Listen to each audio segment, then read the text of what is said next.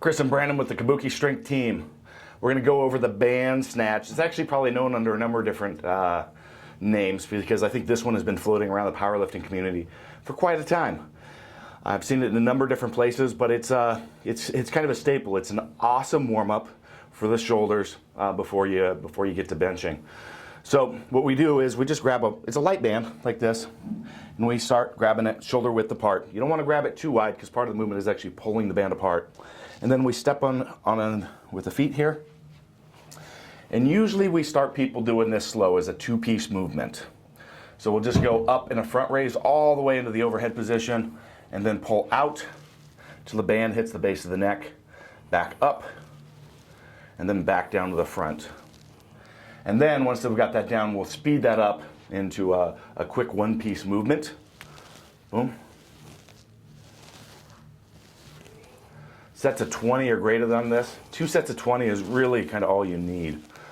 This combined with the shoulder rock just does amazing work at hitting everything through the shoulder. And there's also a one-armed version, so Brandon's going to demonstrate that.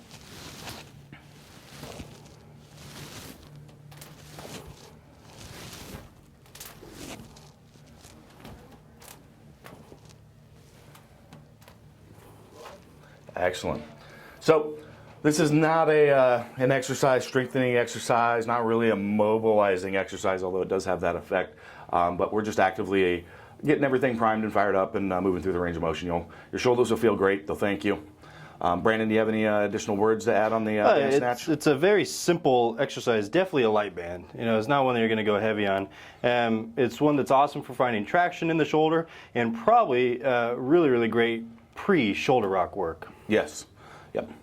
One quick note, though, is we don't want to find any mobility if we're lacking it in the wrong places. So just be aware that you're getting it in the shoulder and you're not, trying to arch into stuff. So quick note there. Yeah, the only other note that got me thinking about it, one problem that people will run into with heavier bands, or if you are lacking the mobility, is they'll start to break at the elbow as they go around the head. Maybe because the band's too heavy, maybe because they're missing some end range shoulder motion, but we got to be very conscious of when we pull that around, they're not actually bending at the elbow, because then we're just defeating the point of the purpose, right? So one way to try and get around that and to begin to work that is to really feel a lot of pressure through the band in the palm, right below your thumb as we break it around, and do your best to get that sub-scap to help you pull it back. Excellent points, Brandon. Thank you. So have some fun getting warmed up on the bench, testing out the BandSnatch.